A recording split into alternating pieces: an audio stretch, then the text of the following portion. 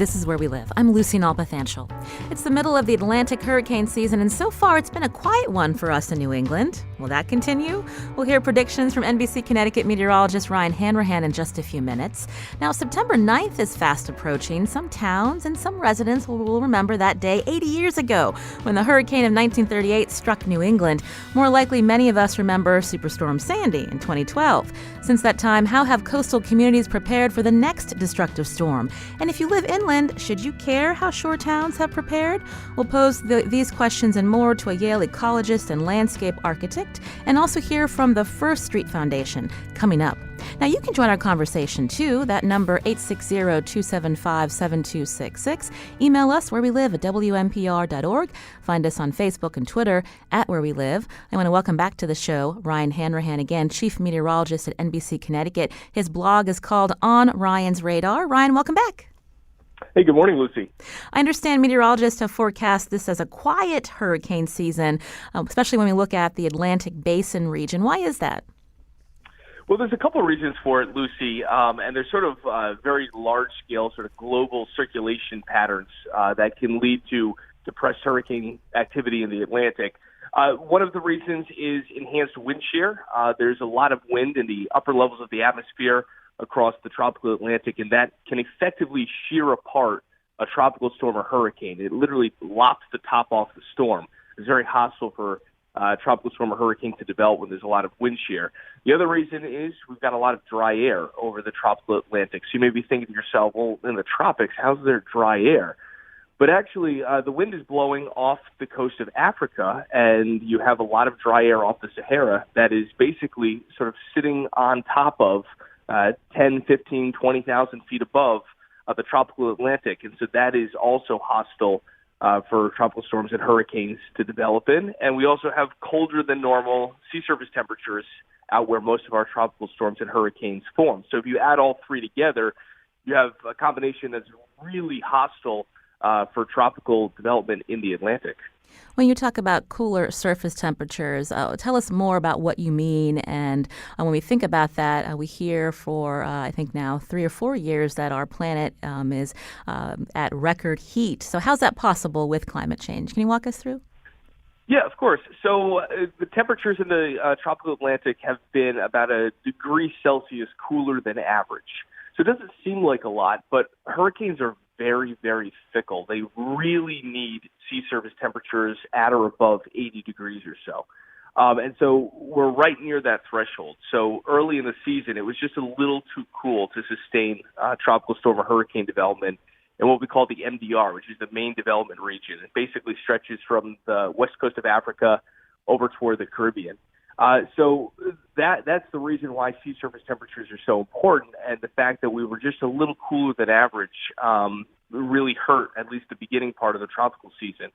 So the bigger question is, well, how is that possible? We hear about global warming, climate change, and sea surface temperatures are generally fairly warm across the globe. And this is one of those things, when you have climate change, it doesn't preclude, say, for example, Connecticut getting a colder than average winter. That can still happen. It's just not as likely. So while warmer than normal sea surface temperatures are generally the rule across the globe, we've gone through a month or two where one specific area in the tropical Atlantic has not been that warm. And in fact, it's been cooler than average. So it can happen, but we're generally loading the dice for warmer and warmer sea surface temperatures and warmer ocean waters, but not this particular year. When we talk about these factors causing a quieter hurricane season for the Atlantic Basin, I know you're fully aware, especially on Twitter, people at this time of year also are curious about what the winter is going to look like. Do any of these factors mean that we could have a quieter storm season in a few months? Well, that's a good question. One of the reasons why we have enhanced wind shear over the tropical Atlantic is because we have an El Nino that's developing. So your listeners have probably heard of El Nino before. And basically what that is warmer than normal water temperatures in the tropical Pacific. So now if we go to the other side of the globe, we look at the Pacific, the water's starting to get warmer and warmer and warmer, and that is normally a harbinger of an El Nino.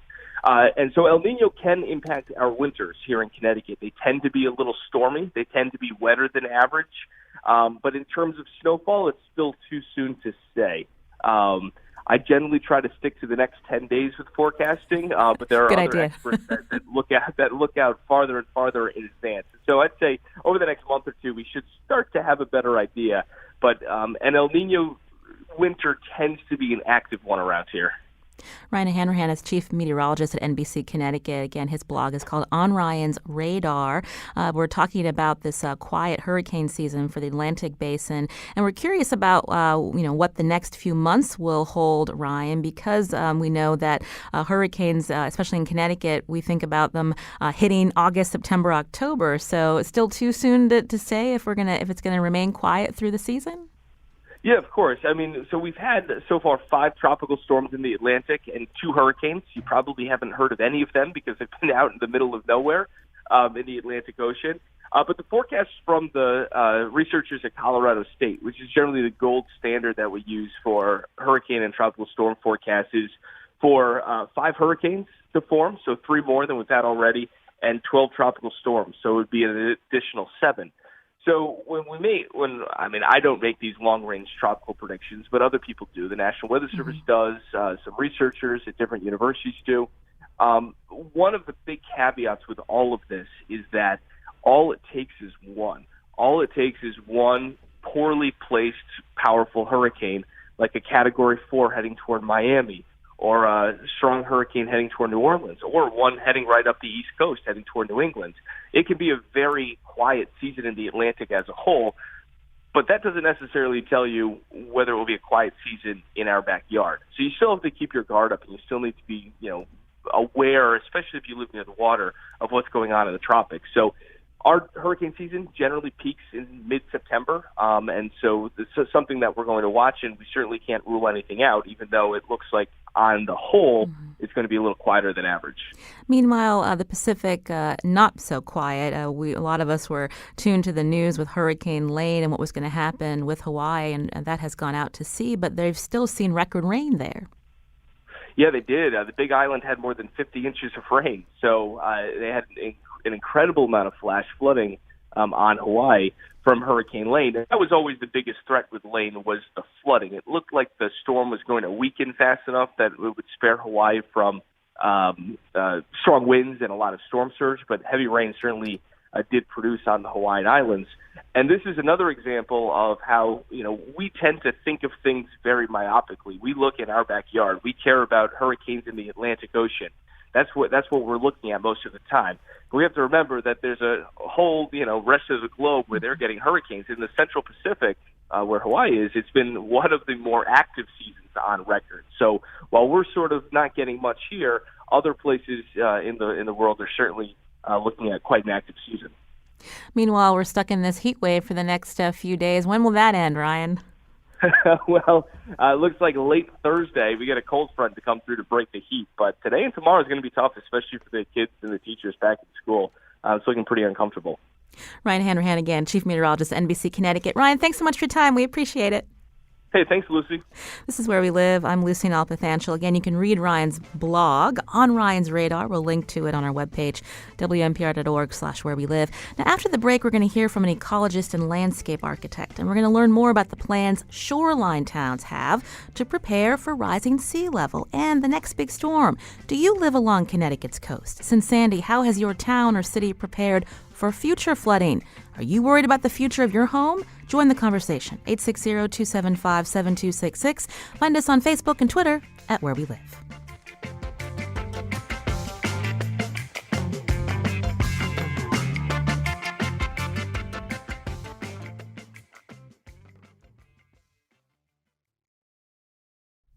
This is Where We Live. I'm Lucy Nalpathanchel. Today we're learning more about whether Connecticut communities have plans in place to deal with future severe storms, sea level rise, and flooding, among other challenges. Do you live along the shore? How have you prepared your home for potential flooding? Join the conversation, 860-275-7266. Email Where We Live at WNPR.org. Find us on Facebook and Twitter at Where We Live. Now, Connecticut will lose 24,000 acres of land to sea level rise by 2080. That's an estimate by by the Nature Conservancy. Do you think your town or city has done enough planning to prepare for this? Connecticut Magazine, in partnership with the New Haven Register, asked each shore community about its plan. For more on that, joining us by phone is Eric Offgang, senior writer at Connecticut Magazine. Eric, welcome to Where We Live. Thank you. Good morning. So we understand in your reporting with the New Haven Register, you looked into climate change-related issues such as sea level rise. That statistic that I mentioned from the Nature Conservancy, that might surprise a lot of people. What did you find out when you reached out to municipalities? And when we talk about the sea level rise, is this something that's in front of them or something they're putting off to the side? It surprised a lot of us, that number, just how high the rate was in Connecticut. And when we reached out to pretty much every coastal community, which included those on the Sound directly, as well as communities further inland that could be affected by rising seas. And what we really found is that it wasn't a number that necessarily surprised the majority of those communities. They were aware that seas were rising for the most part. They saw, flooding in places they'd never seen before. And so they were really sort of, they weren't surprised by the question, in other words, which I don't know if we were surprised by, but we weren't sure what to expect. So the rising seas are not really news to communities on the coast. How they're addressing it is different depending on the town. Mm-hmm. 2080 is a long time away. When we look at sea level rise year to year, what is the State Department of Environmental and Energy Protection? What are their estimates of why this is an issue that shoreline communities should be taken seriously? Well, yeah, so it's rising, according to the DEP, about 2.58 millimeters a year, and they're saying that's changing the fish in the waters. There's more warm water fish than there have been in the past. And it's just something that really isn't going to just affect the coastal communities. It's something that when there are severe weather events, it's going to be worse potentially if nothing's done to sort of shore up the communities. There's more flooding, more property damage, more public property damage. So it's something that really affects the whole state in terms of taxpayer money. When we talk about all the different shore communities that you and the New Haven Register spoke with, tell us about some of the observations that town officials have remarked on, specifically in Greenwich, for one, where they're seeing the effects of sea level rise. Yeah, in Greenwich, they're seeing roads flooded that weren't flooded in the past. They're seeing areas, there's a threat to at the time of the story, there was a threat to their sewage treatment plant or potential threat in the future. So they're really seeing the effect of this in a lot of communities. In Essex, on the Connecticut River, there's an island that used to be more than 20 acres and is now under 10 acres. So it's something that really is happening, and towns are sort of seeing at every severe weather event. Not to say there wasn't flooding in the past, but they're seeing increased flooding, and that is expected to increase. And that's why some of the towns are taking, pretty extensive steps to combat that. Greenwich, for instance, has they're requiring new construction be built a foot higher than even FEMA recommends. So they're adding a foot to the elevation set by FEMA because they're accounting for expected sea level rise. Something that struck me in the article, there's a quote from the Greenwich's Conservation Commission director that Denise says that they have flooding on a monthly basis in places they never had flooding before, pointing to a parking lot at Greenwich Point Park where it floods during the full moon high tide now, where it didn't previously. So you mentioned, one option that Greenwich and other towns like Guilford are putting in place. Are there some towns that you were surprised that may not be as active in the mitigation plans they're putting in place? Everyone was aware of the problem. There were towns that, for one reason or another, seemed much more on top of it. You mentioned Greenwich, Westport. Stamford's invested a ton of money going back to the 1960s and sort of building flood barriers and things of that nature that they say, save millions in Sandy. But there were towns that simply just didn't have a budget or were in the early stages or had begun planning in the aftermath of Sandy and Irene when they saw kind of just how bad things could get quickly. Bridgeport, for instance, really stepped up its planning, and after the extreme weather events that took place a number of years ago. In your reporting, you reveal that there's no real comprehensive approach or strategy that's being implemented by these coastal municipalities. When you see a plan that's not put in place in certain areas, is funding and staffing really the issue for some towns? Yeah, I think throughout Connecticut, pretty much regardless of the community, obviously some shoreline communities have many more funds than others, but funding is a big issue, always a big issue, a big taxpayer and a big election issue, both at the local and state level. So towns that, I think cost came up as a factor in pretty much every town we spoke to. Some said, despite the cost, we're committed to doing this.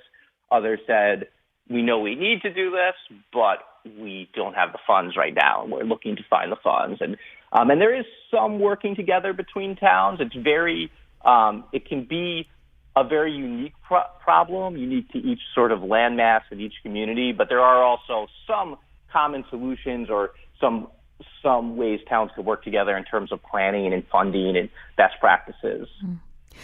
So we were talking specifically about leaders in specific towns, but in your reporting, are there any state lawmakers that are making this an important issue, or has that been kind of put off to the side now that it's been several years since Sandy and there are other more pressing issues in front of the state lawmakers with our constant budget deficits? Well, yeah, we didn't get a great sense. We were really looking at the sort of hyper-local level, so we didn't get a great sense about where the state is on these issues. There certainly was no windfall of help coming from the state, for the reasons I think you mentioned. But the state officials we did talk to from the DEP were, again, very aware of the problem. No one, which I think was encouraging, no one was really dismissing this as sort of not an issue or something that, is only going to affect people in the future. It was something that was very clearly happening now to communities that were seeing the effects of sea level, and they were at the very least acknowledging that something had to be done. They were in varying levels. Some people were already working, or some communities were already working on taking steps to prevent it and had been working on that for years. Others were still in the early stages of assessing and looking to, the state and other federal resources for funding. Eric Ofgang, again, is senior writer at Connecticut Magazine. Last year, Connecticut Mag, in partnership with the New Haven Register, examined how coastal communities are preparing for sea level rise and future flooding. We're going to tweet out a link to that article. Eric, thank you for joining us. Thank you for having me. This is Where We Live. Joining us now with more on how municipalities are planning is Dr. Alexander Felsen. He's an ecologist, a landscape architect, also director of the Urban Ecology and Design Lab at Yale, associate professor at the Yale School of Architecture, joining us from the studios at Yale. Alex, welcome to the show. Thank you very much, Lucy. So we were hearing a little bit from Eric about how there's no real comprehensive approach that municipalities are taking. What is your response to that? I think that's true. There are incentives and there are opportunities that communities are working on. I think there are coastal resilience plans that are being developed across, on a municipality by municipality basis. There are hazard mitigation plans that are being refined and improved, and there are ways in which those planning documents are being linked back to the plans of conservation development that are the planning documents and master plans that are functioning as living documents for towns. You mentioned coastal resilience. That's a phrase that many of us have heard, especially since these more recent storms. When we say that, what exactly are you talking about? So basically, the way that we've urbanized across the Connecticut coast exposes towns to risk with potential flooding. So there's really the concern of large storm events that are more of an impact, one-time impact versus sea level rise, which is a slow incremental process. So towns are thinking about these two distinct factors, flooding risk as well as planning for long-term management to deal with chronic flooding. And the flood risk, the uncertainty and the risk of an event like Sandy happening again is probably the main driver for decision making and choices at the town level in terms of trying to adapt to avoid some of those risks. Now, you've worked to identify what you call zones of shared risk. So talk about that, and is that more effective than approaching this as a neighborhood issue? Yeah, so Connecticut is unique in some ways because it has patches of risk. The glacial history created ridgelines and low-lying pockets of land, and we've developed on those. And so really when you look at the physical topography and the potential for flooding, in the combination of investment and infrastructure, there are patches of risk that do not necessarily follow a neighborhood organization.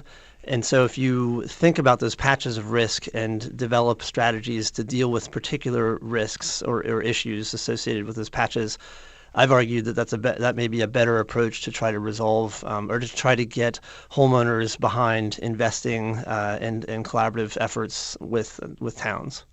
We hear about the short-term fixes like elevating roads or houses, but when you talk about working with towns, it's harder to sell long-term planning? It is hard to sell long-term planning, partly because of the political structure in municipalities, and partly the generational patterns of home ownership and kind of property decision making that private property owners are thinking about. But the way that we work is we look at long-term risks and long-term flood potential, and then work backwards to look at near-term strategies that resolve issues today, but also consider and don't make worse some of the issues in the future. One of the towns that is thinking about its future long-term is Guilford. The town planner is joining us now, George Kroll. And you can join us, too, especially if you live in a shoreline community. That number, 860-275-7266. George, welcome to Where We Live. Oh, thank you. So you're, again, the town planner for the town of Guilford. So you have a community coastal resilience plan. What was the impetus for developing this? That's a good question. We started work on this project before Sandy and Irene. We have a long history in Guilford of substantial interest in coastal resource protection, and many of our residents are actively involved in that. We formed a relationship with an organization called the Nature Conservancy, which is an international organization dedicated to preservation of natural resources. They had an interest in Guilford. They were looking for a community to partner with to do coastal resilience planning, and so Guilford was at the right place at the right time, so to speak. We had some help from the other person on the line here right now, Alex. Hi, Alex. Hi, George. He was also involved in this project. So the combination of those circumstances, and then Irene and Sandy come along and focused everybody's attention in a much more dramatic way on these kinds of issues. It's interesting, George. We had this spate of frequent extreme or severe weather events, and then now it seems like we're in a lull. Does that make it harder for you when you're thinking about this long-term planning to convince town residents that this is something that should be taken seriously? Well, it depends on what you mean by taken seriously. As Alex was just saying, there's a built-in reluctance to think long-term or to act long-term at least. Our focus has been, as you've been talking earlier, about the short-term solutions, particularly for elevating roadways that serve coastal neighborhoods, and then requiring and incentivizing people to make improvements to their properties to better protect them in terms of sea level rise and coastal storms, the kinds of things you were talking about, 1 foot above sea level projection for new building. Those types of regulatory changes. Those are what we've been focusing on primarily in Guilford. We have invested substantially in road improvements to several of our coastal neighborhoods. That's been the easy part in some ways, although there are a lot of resources involved and costs. relatively easy compared to some of the long-term things. In the long term, I think the most important thing that's happened in Guilford as a result of some of the long-term, I guess I would call them visions that we created. Alex is very familiar with this since he's the author of some of these visions, pointing to what's likely to happen 50 or 75 or 100 years from now to our coastal area is giving people a sense, in my opinion at least, that the future can be very positive. Many of the discussions that we've had and many of the original reactions to this whole phenomena of sea level rise have created sort of fear and trepidation about some future that's where we're all underwater, and it's a negative future. Some of the things that we've focused on through these visions is painting a picture, if you will, of coastal communities that are still very desirable places to live. Certainly a lot more water than there is now, but nevertheless something that we can work toward in the long term. That's positive. Not just telling people that they have to retreat away from the coastline, but telling people that in fact they can live near the coast. It's just going to look a little bit different than it does now. Maybe a lot different. Certainly, maybe a lot more water. Maybe you live on an island instead of on a beach, but it still can be a very desirable community, if you will. Dr. Alexander Felsen with Yale, do you want to respond to what George, the town planner from Guilford, has been talking about? Absolutely. Just to say that the Guilford Coastal Resilience Plan was the first in the state, and George was a leader, I think, at the municipal level to guide that process in an intelligent and fair way. And I think that was fundamental to the success of that process. And it was a real team effort and included academia and professionals. So Malone McBroom was involved with the Nature Conservancy and Yale. I think it's true. I think you can reframe the process of adaptation as an economic development opportunity and as a recreation and amenity development strategy, and think about access to the coast as an added value and other, so that you're layering on multiple benefits as part of the adaptive management strategies. And I think with Guilford, we basically, with our planning proposal, we were proposing ways of adding housing development while retreating in or shifting housing in certain areas that were higher risk, and developing additional public amenities. And I think that approach is critical for coastal resilience because it creates a proactive framework. It creates a local value, and it allows for development and investment to support the adaptation. So you're not just spending money on reducing the flood risk. George Krull from the town of Guilford, is it challenging when you're thinking about this planning and having these conversations with town residents about deciding which houses stay or which houses must go because of what's happening with high tide and frequent flooding?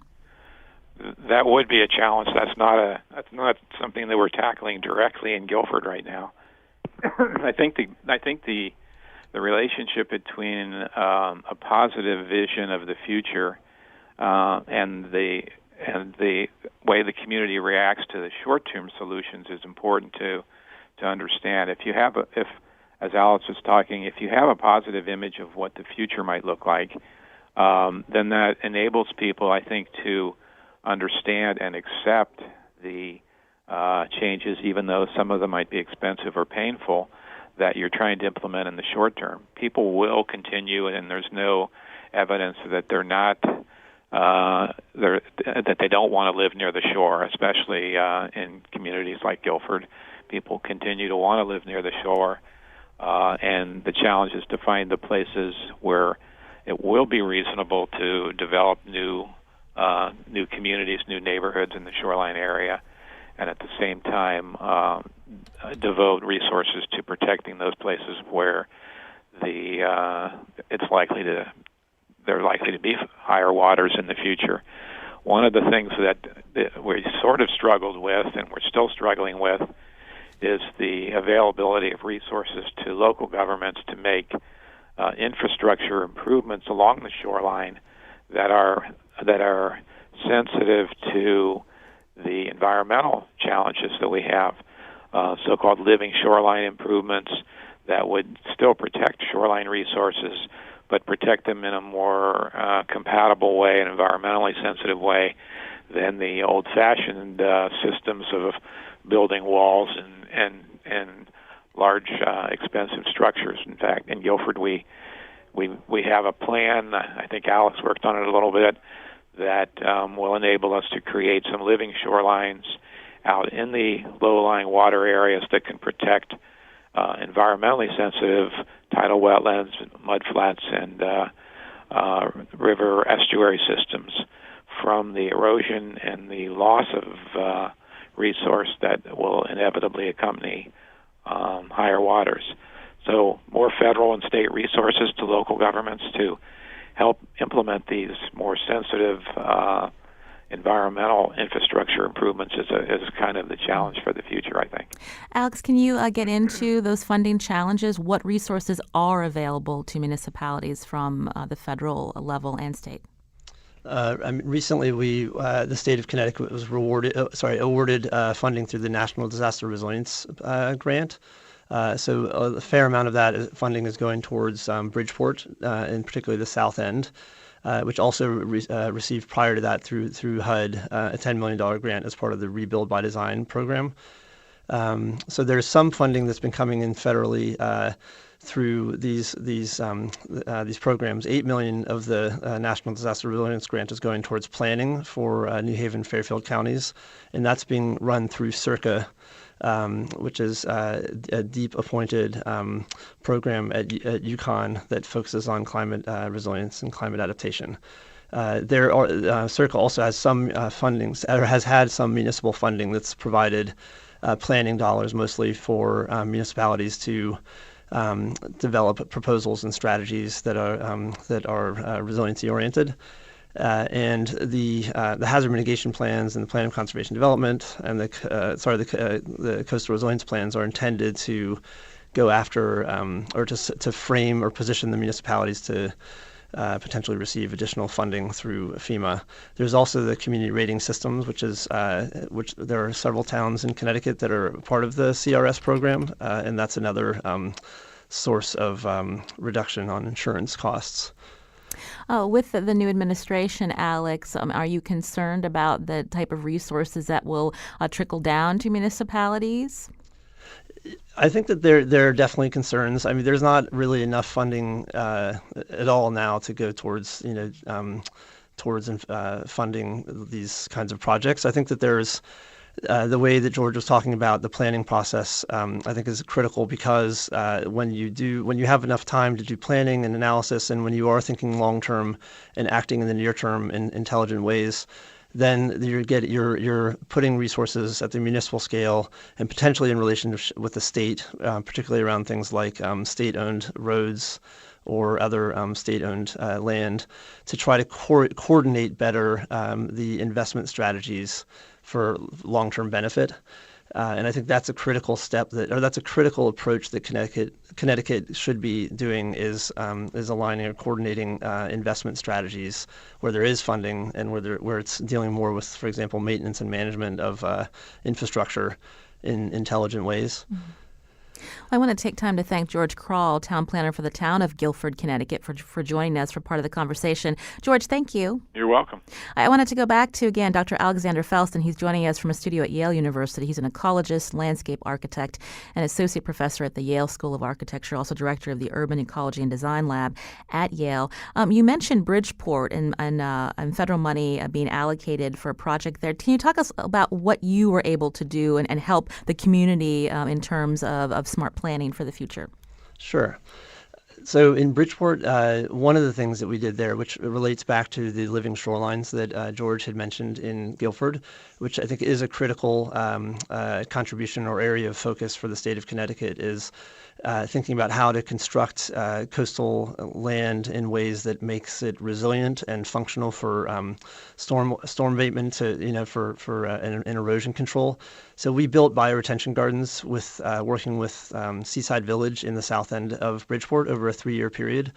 It was a very local process, and we built it prior to Irene and Sandy. So we planted and constructed these bioretention gardens, which are essentially like wetland gardens.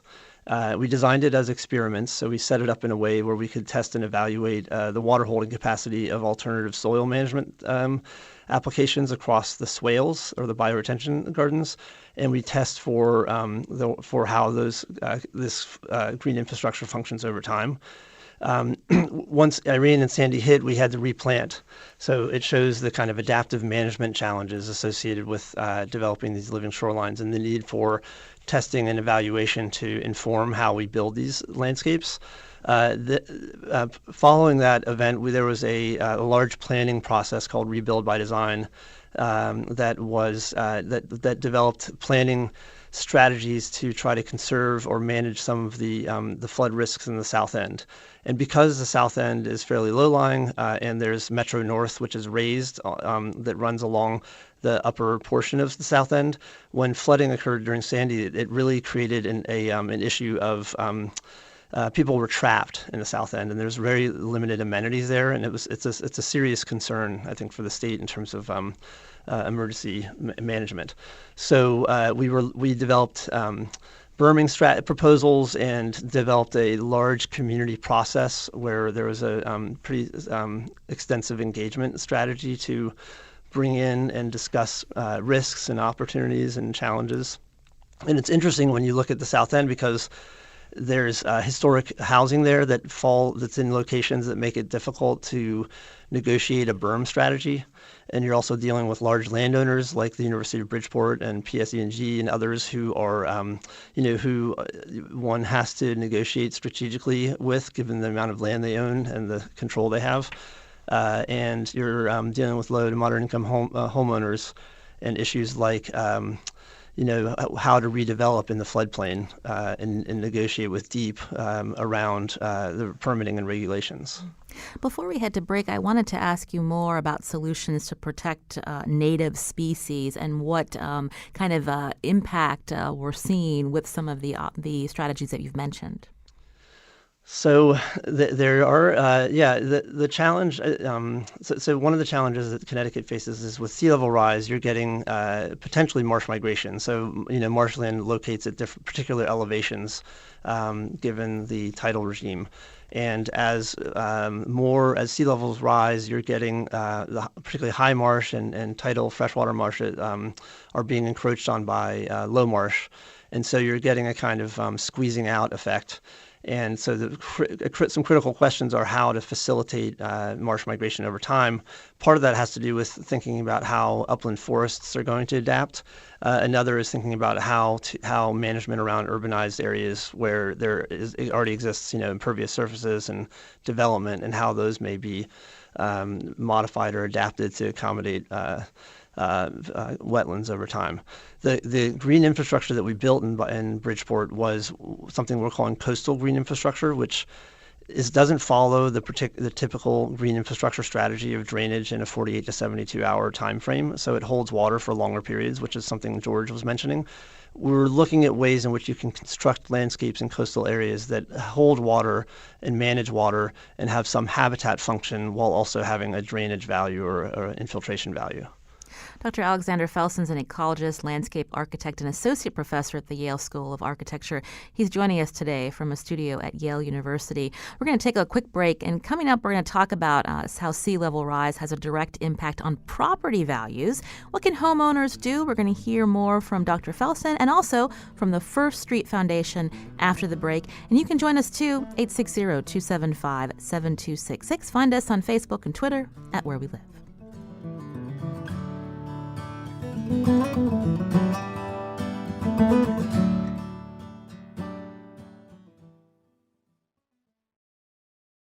This is Where We Live. I'm Lucy Nalpathanchel. Today we've been talking about climate change and how sea level rise will dramatically reshape Connecticut's coast.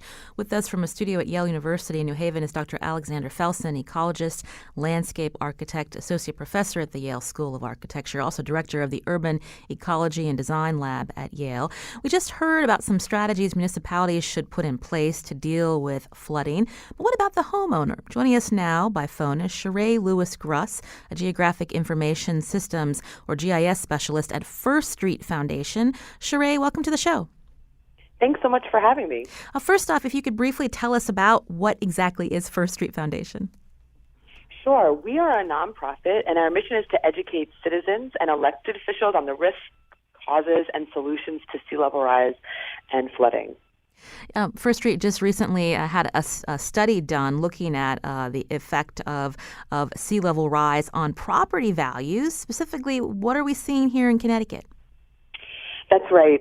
We found that in Connecticut, we've already experienced between 2005 and 2017 over $915 million in total property value loss for the state, and 14,700 buildings have been affected already, whether it's their roads or actual property, by frequent tidal flooding.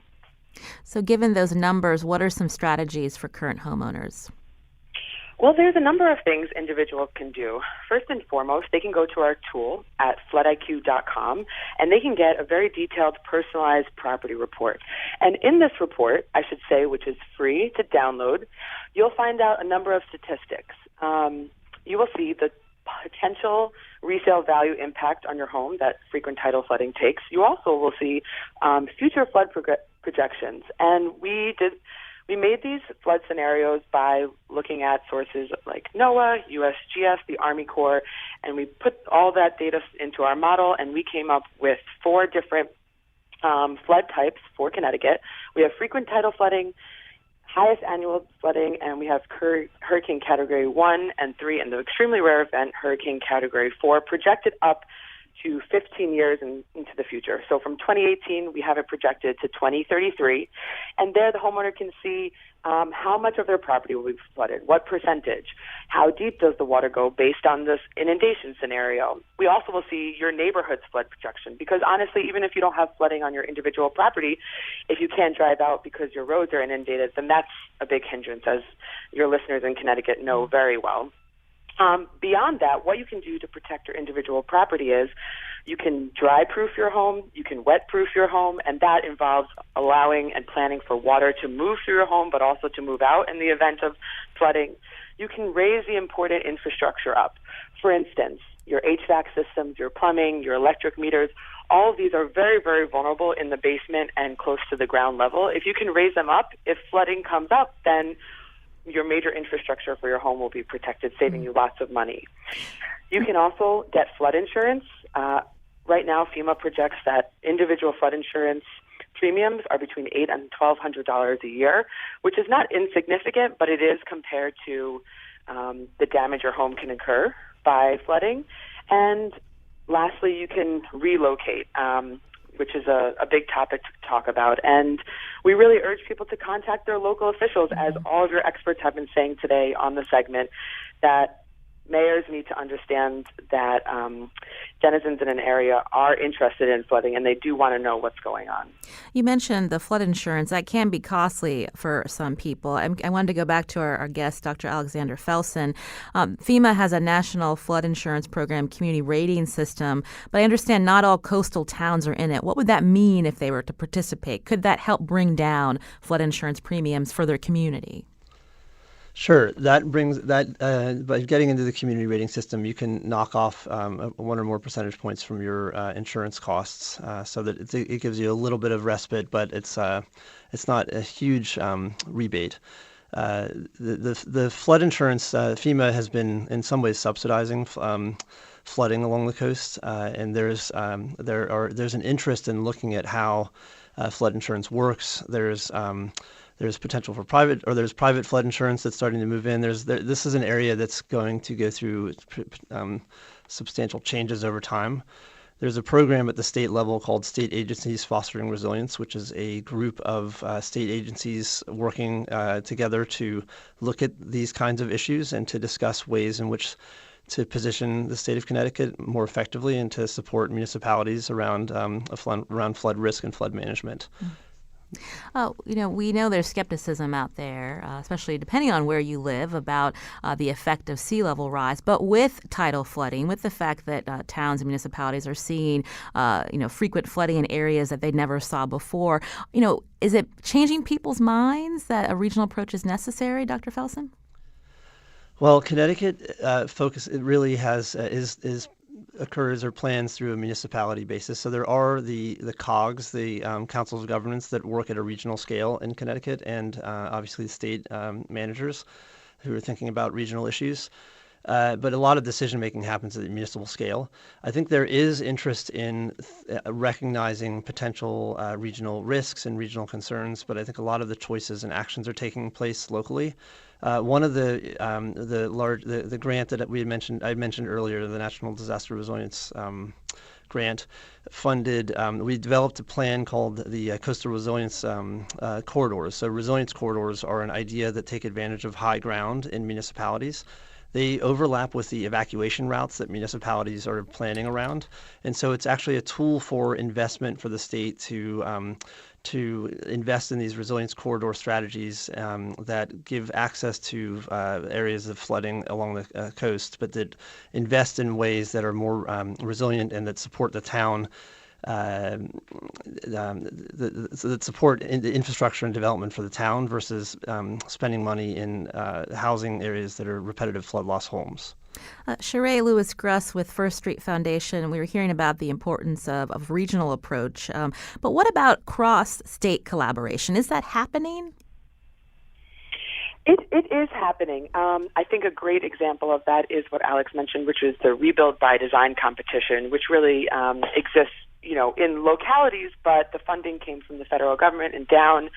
And really what we're trying to do as an organization is to map the entire eastern seaboard at the parcel level. And that way, not only can the individual understand their risk, but then they can zoom up and say, okay, let's band together and make a regional approach. So it's starting to happen, but it is very slow. And really, water doesn't discriminate against political boundaries, so it needs to happen.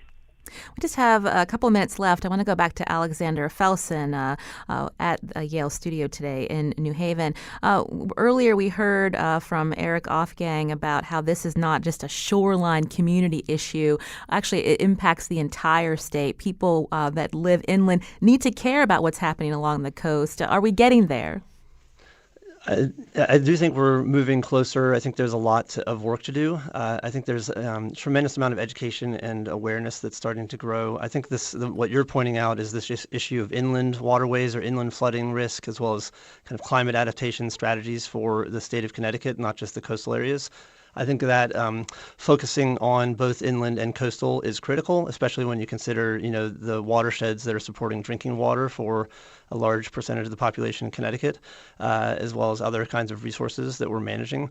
So I do think that balancing and considering the inland and coastal is essential. There are programs like the Connecticut Institute for Resilience and Climate Adaptation, the state agencies fostering resilience, and other programs with the Nature Conservancy and the COGs that are all kind of working towards this, towards communication and education, and towards identifying examples of case studies that or precedents that could inform strategies within the state of Connecticut. I think all those efforts are starting to pay off, I think, in terms of providing vision and opportunity. All of that said, I think that the decision making and the fact that homeowners are at risk, those are putting pressure at local scales, which are difficult to solve. And I think it's going to take time and communication, and there will be winners and losers, I think, over time. Dr. Alexander Felsen, again, ecologist, landscape architect, associate professor at the Yale School of Architecture. Thank you for joining us. We appreciate it. Thank you very much. Also, Sheree Lewis-Gruss, Geographic Information Systems Specialist at First Street Foundation. We just tweeted out a link to the Flood IQ tool for homeowners. We thank you for your time as well. Thank you so much. Today's show produced by senior producer Lydia Brown. Thanks to Carmen Baskoff. Our technical producer is Kyone Wolf. Learn more about the show, WNPR.org/where we live. I'm Lucy Nalpathanchel. Thanks for listening.